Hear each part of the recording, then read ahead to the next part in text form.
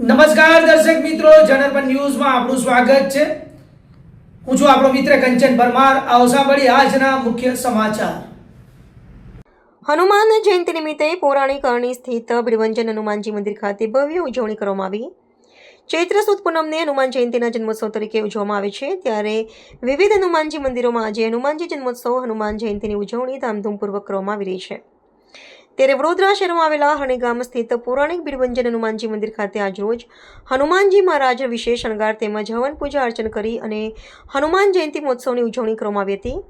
આ ખાસ પ્રસંગે ઇસ્કોન મંદિરના નિત્યાનંદજી સ્વામી અને સંતો દ્વારા પણ લાડુનું વિતરણ કરવામાં આવ્યું હતું।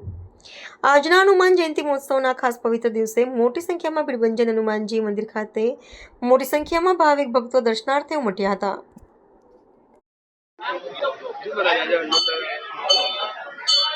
આજે હનુમાનજીનો જન્મદિવસ છે અને ખાસ વિશેષ એ છે કે જે વર્ષોથી અમારી તપસ્યા હતી કે આ પુરાણું મંદિર છે એના પ્રમાણો કે જોઈએ અને પ્રમાણનો શોધતા અમને પ્રાપ્ત થયું કે ભારતનું સર્વપ્રથમ મંદિર છે કે જેમાં હનુમાનજી મહારાજ એકાદશેશ્વર તરીકે બિરાજમાન છે। અને તે પણ કઈ રીતે, કોઈ સ્થાપિત નહીં, કોઈ સ્વયંભૂ નહીં, કોઈ પ્રાણ પ્રતિષ્ઠા નહીં, રામજીના આદેશથી સ્થિત થયેલા હોય તો ભારતમાં એક હનુમાનજી મહારાજ।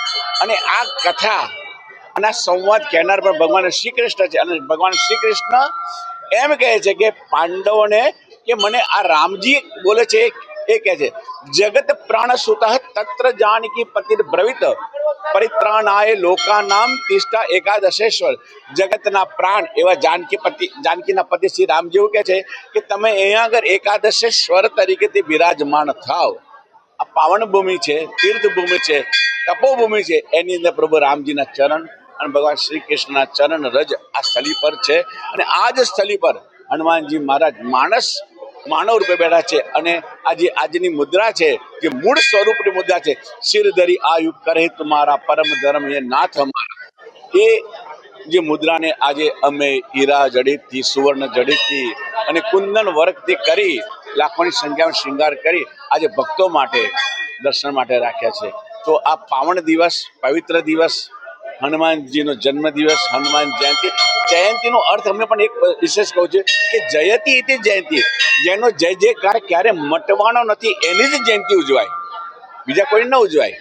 એટલે એને તો બંધ થયો નથી, બંધ થવાનો નથી, એવા પરમ તત્વ શ્રી હનુમાનજી મહારાજ છે, એમનો આજે જન્મદિવસ છે। તો હનુમાનજી મહારાજને એક જ પ્રાર્થના કરીએ હૃદયથી કે વિશ્વનું કલ્યાણ થાય, લોકો નિર્દોષનો કોઈ ભોગ ના લેવાય અને લોકો આખું વિશ્વ એક થાય। કારણ કે ભગવાન એટલા માટે કહે કે હરિવ્યાપક સર્વત્ર સમાણા, આખું ભરમાં તો દરેક જગ્યાએ વ્યાપક છે, પછી દેશ હોય કે વિદેશ હોય કોઈ બી જગ્યાએ તો ભગવાન પ્રાર્થના કરીને કે લોક કલ્યાણ થાય, વિશ્વનું કલ્યાણ થાય, એવા આશીર્વાદ આપો અને લોકોની મતિની અંદર ક્યાં મતભેદ ઓછા થાય અને વિશ્વ કલ્યાણ।